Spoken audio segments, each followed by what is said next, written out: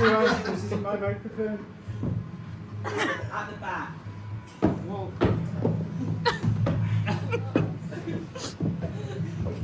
We're clearly not paying out for tech people. Oh shit, did you need stuff? Yes. If you can't have the tech people, be the tech people. Field of dreams. If you are it, they will come. I went to art school. You might not get there. Actually, speaking of therapists, mine said, "Oh, did you go to art school?" I said, "Yeah, how did you know?" He said, "I can tell you got your own hair."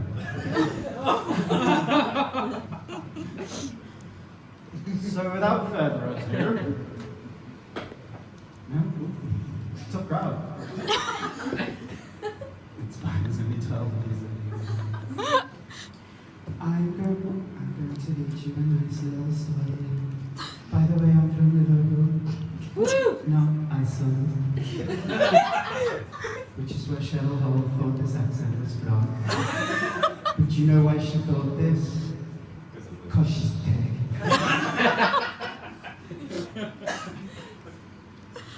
Tonight I will be reading you the classic tale of love, war, history, Goldilocks and the 3 bears.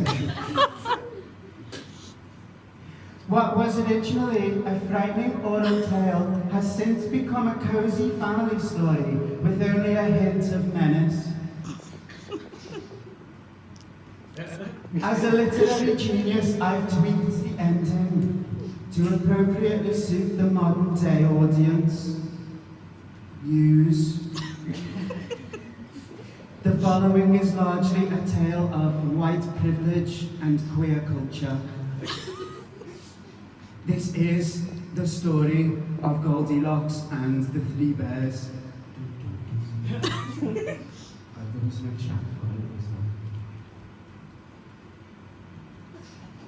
Once upon a time, there was a little girl named Goldilocks, which is a strange name for a 19th century child, I think.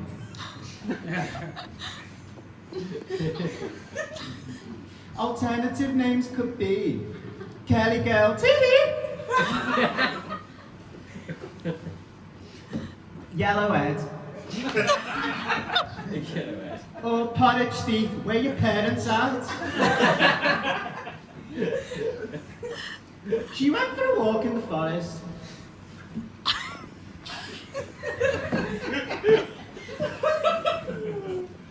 Pretty soon she came upon a huge house. She politely knocked, and when nobody answered, she decided her best option was to just barge the fuck in. Well, that's Goldie's first mistake. Because if you think about it, if this were America, and she was crawling in and out of strangers' houses, she'd be fine because she's a white girl.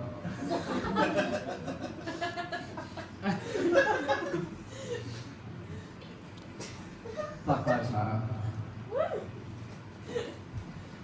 At the table in the kitchen, there were 3 bowls of porridge. Goldilocks was feeling peckish. She tasted the porridge from the first bowl. What in the name of entitled?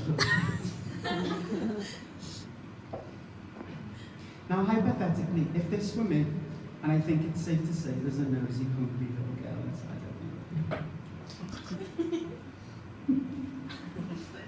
I wouldn't be swanning around an abandoned house fingering bowls of porridge. This porridge is too hot, she exclaimed. So abandoning the first bowl, she decides to contaminate the porridge from the second bowl too. This porridge is too cold, said the whinging cow. So she tasted the last bowl of porridge.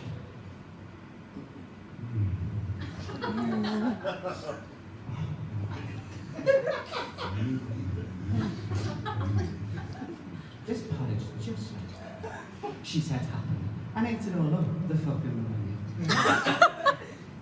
After she finished breaking and entered, she ruined the three bears' breakfast. She decided she was feeling a little tired, sleepy girl. So she walked into the living room where she saw 3 chairs.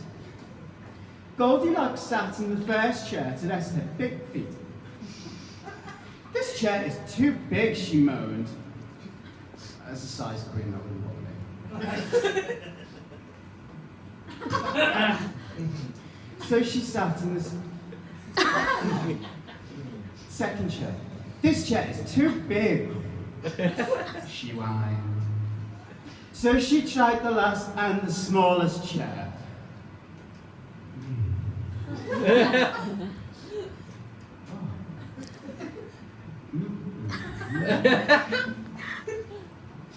She said. But just as she settled down into the chair to rest, it blew into pieces. Should have been on my porridge. Goldilocks was very tired of ransacking the stranger's home by this time, so she went upstairs to the bedroom, as one does. She lay down in the first bed, but it was too hard. Then she lay in the second bed, but it was too soft. Now a word from our sponsor. Rejuvenated with the new gel memory foam mattress by Sleep Innovations. I feel so great. Sleep one. Yes, it's the perfect balance of comfort, support, and optimal sleep temperature. Available exclusively at Kohl's. Take it home today. Sleep better tonight. Then she lay down in the third bed, and it was just right. Goldilocks fell asleep. Now this chapter alludes to austerity. A one-bedroom shack in the woods with a broken chair downstairs. Either that, or it's a polyamorous relationship between 3 hairy gay men, which is quite nice. But as she was sleeping, the 3 bears came home. Someone's been eating my porridge, growled the Papa Bear. He's the dumb one with the good job. Someone's been eating my porridge, said the Mama Bear. She's the vocal one who frequents Hampstead Heath in heels.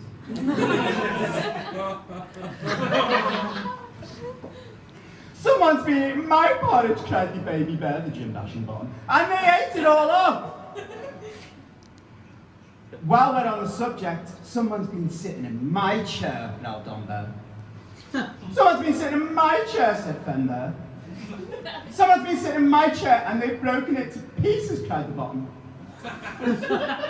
They decided to look around some more, and when they got upstairs to the bedroom, Don Bear growled, "Someone's been sleeping in my bed." "Someone's been sleeping in my bed too," said Fen. "Someone's been sleeping in my bed and the bitch is still here."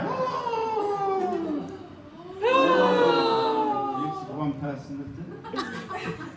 Just then Goldilocks woke up and saw the 3 bears. She screamed, "Help!" "I don't know what you're crying for. You haven't got a thieving leg to stand on." And with a dash, she jumped straight out the window and vanished into the forest. But I don't think that's good enough. She needs reprimanding. So let's try it. Goldilocks woke up and saw the 3 bears. With a dash, she dived out the window, breaking her neck and fracturing her skull in 6 places, so the bears emailed her parents, held a camp funeral for her, replaced the broken chair with mid-century Danish lounger, and started locking their front door. You lot have been wonderful. Thank you so much.